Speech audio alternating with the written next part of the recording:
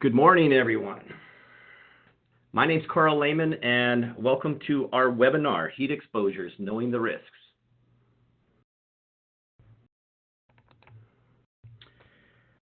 This presentation will be approximately 20 minutes, and then we'll have a 10-minute Q&A at the end. If you have any questions during the presentation, please ask them in the Q&A window that should be in the lower right of your WebEx screen. I'll be answering any questions posed in that Q&A at the end of this presentation. Also, this presentation will be available online.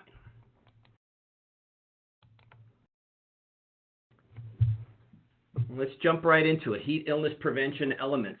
The 3395 in the title here refers to California's Title 8, Section 3395 for the required heat illness prevention program. I'm going to cover the California OSHA, but also all the other states that do not have a required program for heat illness, though. So while every employer with employees working outside should address heat illness, California has a formal requirement, and some of the topics we're going to cover is access to water, access to shade, weather monitoring, acclimatization, high heat procedures, employee and supervisor training, and written procedures, including emergency response. Access to water, very important. Potable drinking water must be available at no cost to the employee. And they must maintain at all times sufficient quantities of pure, cool, potable water that's, able to drink enough to provide 1 quart per employee per hour for the entire shift. So that could be a lot of water there. Water must be fit to drink. It can't be refilled from non-potable sources, and care must be taken to prevent contamination.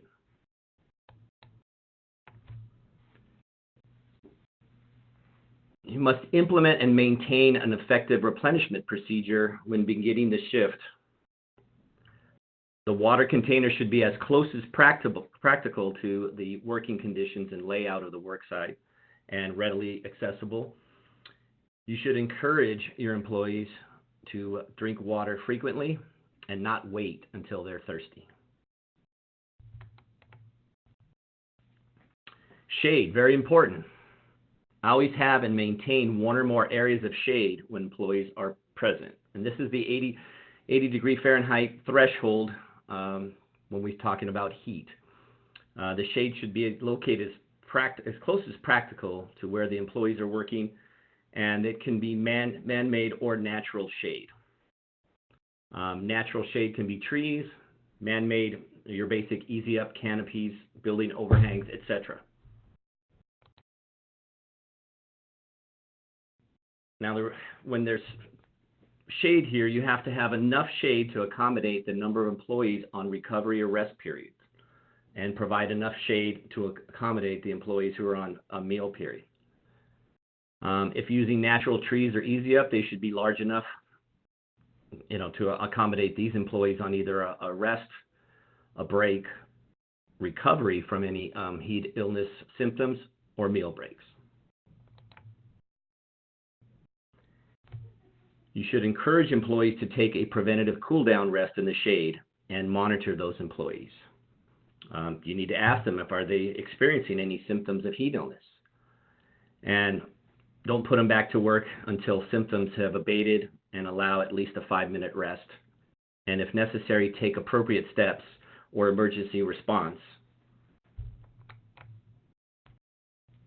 The shaded areas should not cause exposure to another health or safety hazard and not deter or discourage access or use. You don't want to have them sit in a car or a storage unit or somewhere that doesn't provide enough shade and cool down. When the temperature is below 80 degrees, you should be able to provide timely access to shade upon request. So we're not in a high heat issue, but just a sun exposure there. So you need to provide some sort of shade to the employees when they're on break or meal or having symptoms. You need to monitor the weather. There's many ways to monitor the weather. You should instruct supervisors to track the weather and predicted high temperatures in the area where they're working. The National Weather Service has a heat index which incorporates temperature and humidity. Luckily in the Southwest here, we have high temperatures but not high humidity. When we feel that humidity, that heat index and discomfort increases. There's an app for everything. There's a heat safety tool here from NIOSH and OSHA. You can download this app, put in the area where you're at or the GPS locator. It will give you the temperature, humidity, and the risk levels there. And there's a link there you can put in, you can click on it. It'll give you the precautions you should be taking for that. So that's a great tool for employees, employers, with people working outside to have on their phone. The main industries covered for high heat procedures is agricultural, construction, landscaping, oil and gas, and transportation and delivery of such construction materials and heavy equipment. These are the target industries that OSHA has for inspection and enforcement. Workers in these industries have the most exposure to heat illness and actually have had cases of heat-related deaths. So that's where this target is coming from. 95 degrees, now we're getting up there. When it equals or exceeds 95 degrees, you must implement additional preventive measures. And when I say must, I'm referring to the Cal OSHA standard, but in other states, this is a best practice for all employers who have outdoor workers. So I'm using the must referring to Cal OSHA. I guess the other states who follow Fed OSHA, you could call it should have these best practices in place. You need to have effective communication with your employees, and you must designate one or more employees to call for emergency services to see these employees working out in the field. It's a little bit harder to get to them and keep an eye on them. You need to observe employees for the signs of heat illness. Designate a supervisor, have a buddy system, more reminders to drink water, communication with the employees to let them know about the temperatures and the symptoms and signs of heat illness. You should have a pre-shift meeting on prevention. Review your procedures, encourage the water drinking, and remind the employees of their right to take a cool-down rest when necessary. For agricultural employers, you have to have a minimum of 10-minute net preventive cool-down rest every 2 hours. And if you're working a longer shift, you need additional 10-minute cool-down rest periods at the end of the 8th and 10th hour of work.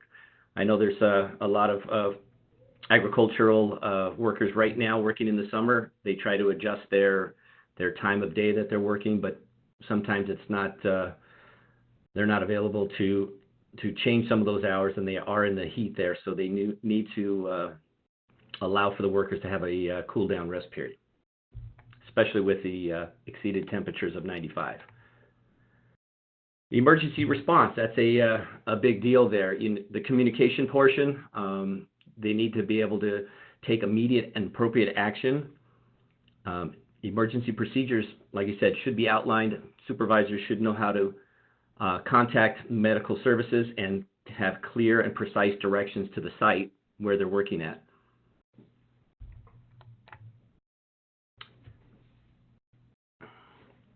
As an employer, you're responsible for the working conditions of your employees, so you must act effectively when conditions result in sudden exposure to heat that your workers are not used to.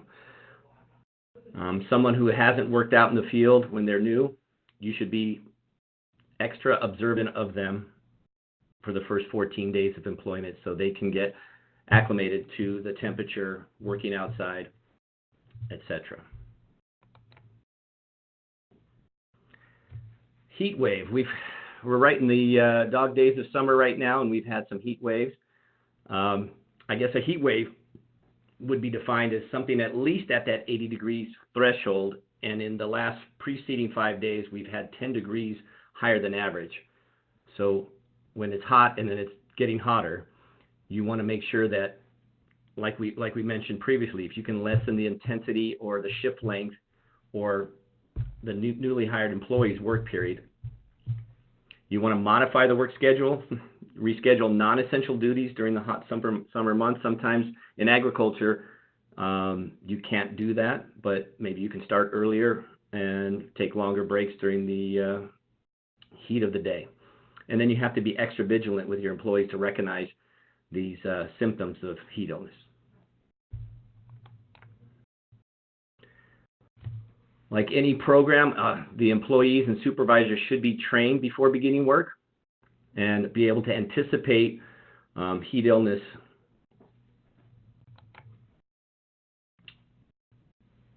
Employee training, very important for any job, especially when it comes to heat illness there. They must know the personal risk factors and the additional burden of heat load on the body. The prevention program should include the employer's responsibility to provide all those things we talked about earlier: water, shade, cool down rest, and access to first aid.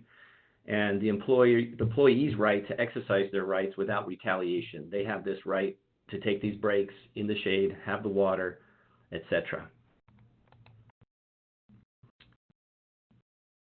Working conditions that can increase the possibility of heat illness, like we talked about: the temperature, the humidity, the radiant heat from the sun, any other sources, conductive heat sources such as the ground, air movement. Are we having those warmer Santa Ana winds that increase the temperature and heat load?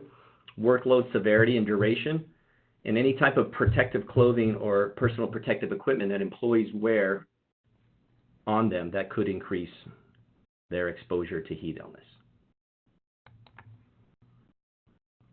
Personal risk factors: the individual's age, their degree of acclimation, their overall health, how much water are they drinking, had they been drinking alcohol, caffeine, are they using prescription medications that could alter their response to heat. Those are all things to consider. Some of the early warning signs and symptoms of heat illness are cramps, lack of stamina, headache, general discomfort, and dehydration. One thing to note, some of the symptoms may come on after work hours, but also they can progress very rapid at the time of they're out in the field, they're experiencing the heat. Some of the more serious symptoms to look for: dizziness, loss of coordination, high body heat, confusion, irritability, muscle pain, rash, lack of sweating, rapid breathing, they faint, they become unconscious. Some of these are one types of the symptoms that would require emergency response and first aid. Coming back to employee training, it's important for frequent consumption of water. They need to know the different signs and symptoms and appropriate first aid or emergency response, and that knowledge that it may come on very quickly. So we need to identify that, and the employees need to know the symptoms that they may be experiencing.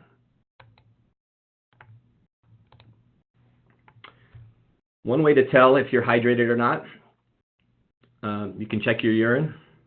Here's a optimal is a lighter. The darker one, you may be dehydrated and need to drink more water. Darker urine may be from medication, vitamins, prescription medication, or other medical factors. So this is just a general guide, something that each employee can check on their own to determine their hydration level.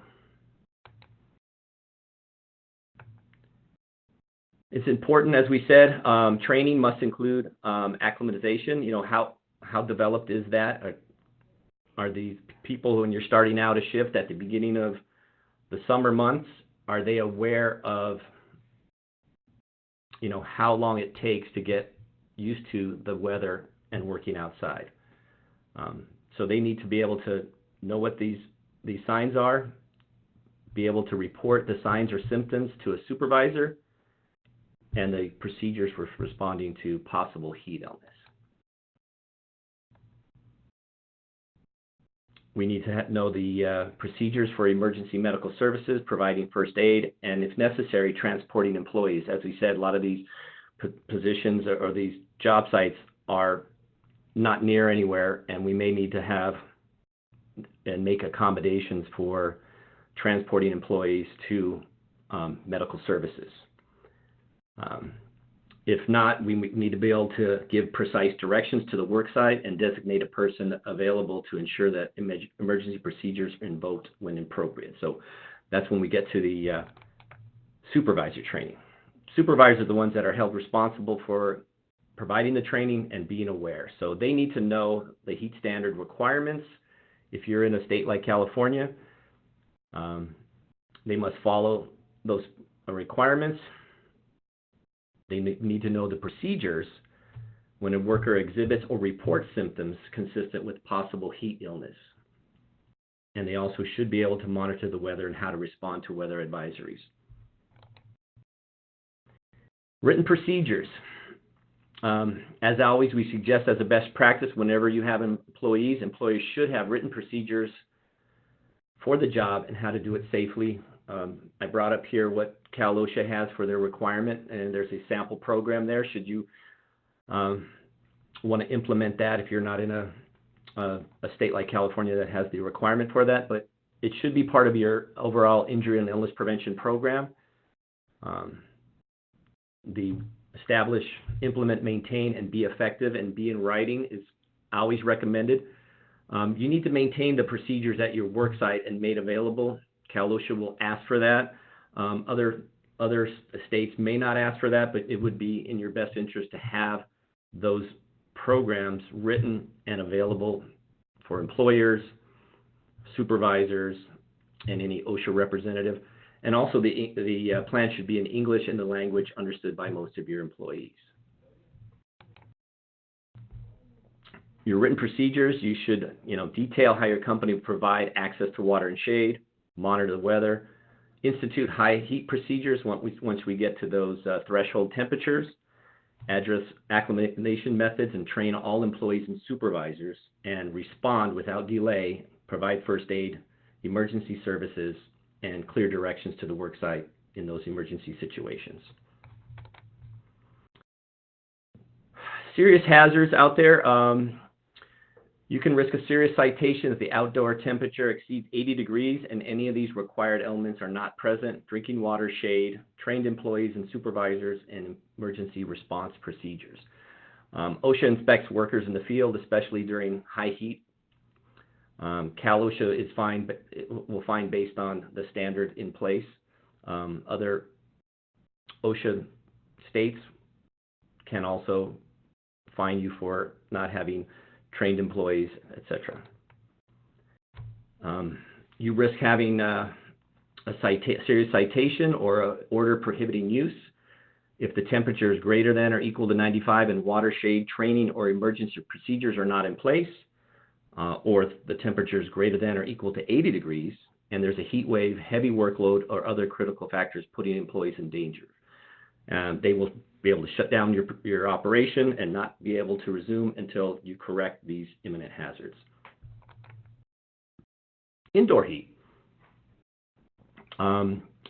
Indoor heat started to be addressed at workplaces that have significant sources of heat being generated in the building.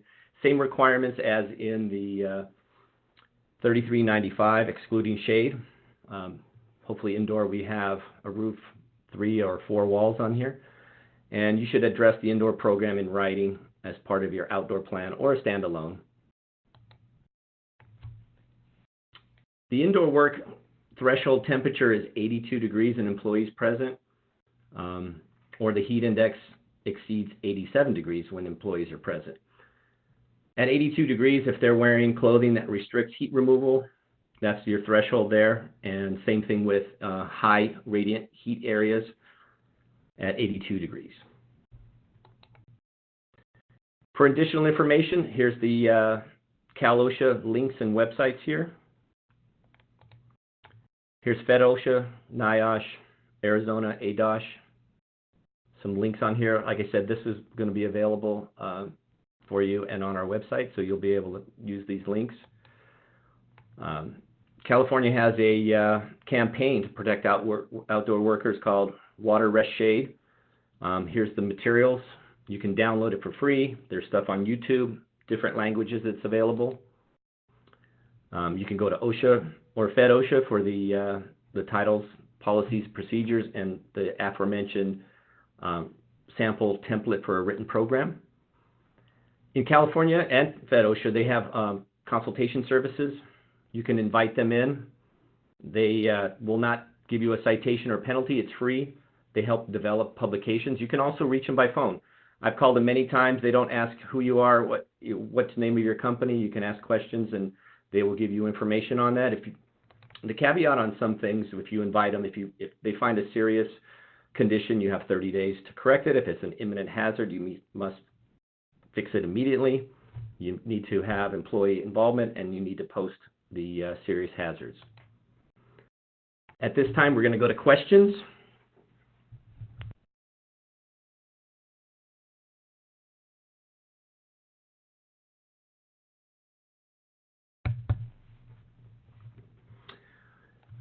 I see a question, or will we be getting copies? Yes, this presentation will be available on our website. Let's see. Sodium and potassium supplements. Like I said, that's one way to increase the person's. Let's see. Oh, Gatorade versus. Okay, let's see. Yeah, we don't want to. At this point, I didn't want to put any kind of medical advice out there. I think it's best determined by the individual person and their doctor on that. I would suggest, like you said, water and Gatorade as well. The electrolytes are important. It doesn't. The standards don't go into the specifics of the fluids there. They just call it water that you have to have available. It would be nice to be provided Gatorade as well. Our website, we'll have our link right at the end of. Let's see, it's on our. Let's see. I know we're pacificcomp.com and copperpoint.com, and you can find that links on there. Let's see. If they provide Gatorade electrolytes, it has to be in addition to water, not in lieu of. Correct. I think water is the standard. Gatorade would be above and beyond the water. Some other questions I get, where can I get more information on how to notice heat illness symptoms? We went over it here. There's also the links on the OSHA websites. It applies mainly to outdoor workers, but some of the indoor work issues we have.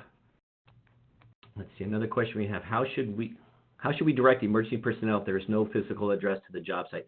Very important. That's one of the things when you're working out in the field there, you need to have those specific directions from the road for emergency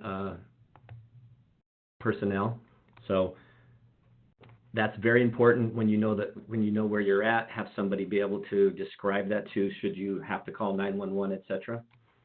Let's see. I've heard before that drinking ice water when you're overheating is not good. Have you heard about this?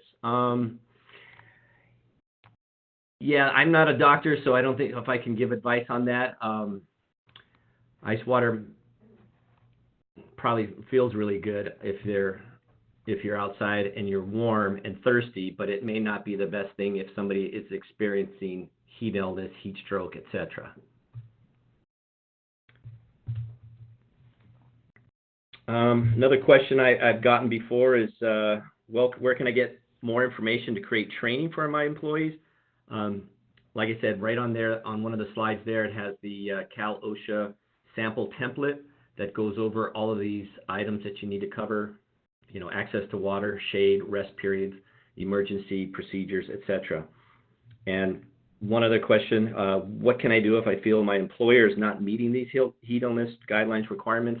Part of any safety program is the employee's right to provide or to ask for safety precautions such as, rest, heat, shade, water without being retaliated against.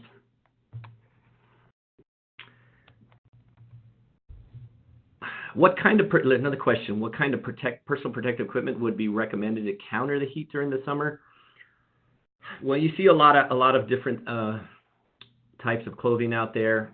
Hats are good. The hats with the rear flap, the type of material that repels more the heat rather than absorbs it on there. There's a lot of different items you can try. I'm not an expert on the fabrics and materials, but usually it's something that covers the head and gives partial shade to the head and the neck. But overall shade is the main requirement there. You need to have shade for them so that they can counteract that heat. So.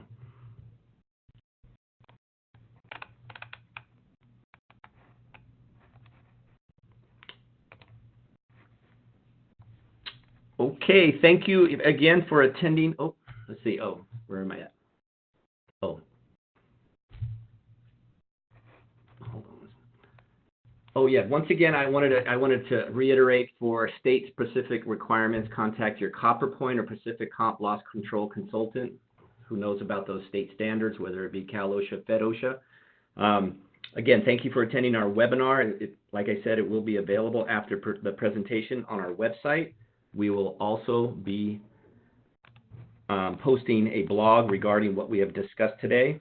We'll send out a survey after the presentation, and we appreciate any feedback you have. Finally, our next webinar will be on August 28th, and we'll cover timely reporting of claims. Have a great day. Thank you again.